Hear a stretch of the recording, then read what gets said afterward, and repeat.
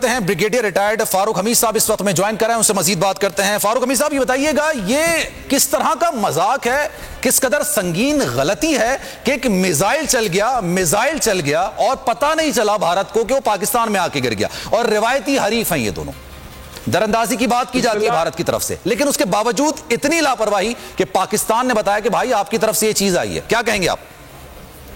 बिस्मिल्लाहिर्रहमानिर्रहीम, बहुत शुक्रिया। देखिए, इतना उनके फेस वैल्यू पे उनकी बात को हमें नहीं लेना चाहिए। अगर तो ये एक एक्सीडेंटल लॉन्च था और ट्रेनिंग लॉन्च था जो कि फिर बाद में खराब हो गया, तो ये तो शो करता है कि उनके प्रोफेशनल इनकॉम्पिटेंस और कि क्या वो इस काबिल हैं कि उनके हाथ में ये एक न्यूक्लियर कैपेबल मिसाइल जो है वो उनके हाथ में दिए जाएं।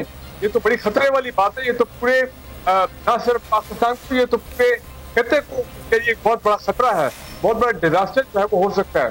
दूसरी इंपॉर्टेंट बात यह है कि बिल्कुल अगर वाकई एक्सीडेंटल था, चले मान लेते हैं, तो उन्होंने क्यों नहीं पाकिस्तान को बताया?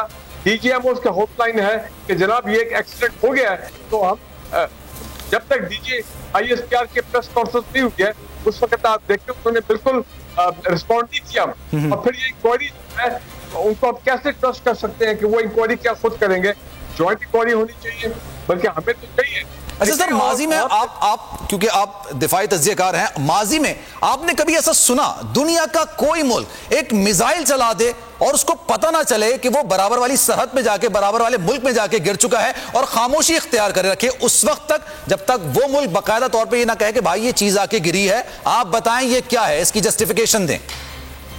देखिए, ऐसे हमने कभी पहले मिसाल नहीं इसकी सुनी है, और यही मैं कहता हूं कि यहाँ पे कोई बदनीयती का एलिमेंट बिल्कुल है, कुछ हाई लेवल स्ट्रेटेजिक शरारत मैं कहूँगा उनकी तरफ से, कि या तो वो हमारी जान के उन्होंने इसको डाइवर्ट किया पाकिस्तान के अंदर, ताकि हमारी जो एयर डिफेंस कैपेबिलिटी है उसको देखा जाए कि हमारा लेवल ऑफ अलर्टनेस, हमारा लेवल ऑफ रिस्पॉन्स जो है वो क्या है।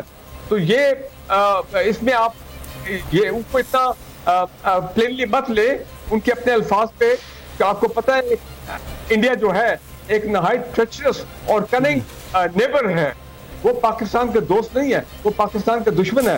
अभी चंद दिन पहले जो सबमरीन आई थी, तो वो आप देखिए वहां पे उनकी नाअहली है, प्रोफेशनल इनकॉम्पिटेंस, कि वो सबमरीन में it was a big violation of international law जो उन्होंने की है। तो सर इसको क्या समझा जाए? इसको इश्तियाल दिलाने की कोशिश समझा जाए, और पाकिस्तान का रद्द-ए-अमल मजीद क्या होना चाहिए इस पर? जी देखें, एक तो पाकिस्तान के रिस्पॉन्स बड़ा मैच्योर्ड रहा है, क्योंकि हम नहीं चाहते हैं कि पाकिस्तान में इस खत्ते में एस्केलेशन हो, इंडिया पाकिस्तान के दरमियान को ओपन जंग हो, या खुदा न खास्ता हम भी कोई इस किस्म का वो रिस्पॉन्स दें जिससे हालात मजीद खराब हो जाए, कि हम भी को मिसाइल लॉन्च कर दें। कोई ऐसी चीज नहीं। बहरहाल पाकिस्तान ने एक रिस्पॉन्सिबल न्यूक्लियर आर्म नेबर के तौर पे पाकिस्तान ने अपना रोल जो अदा किया है। सब्सक्राइब करें और बेल दबाएं ताकि कोई खबर रह न जाए।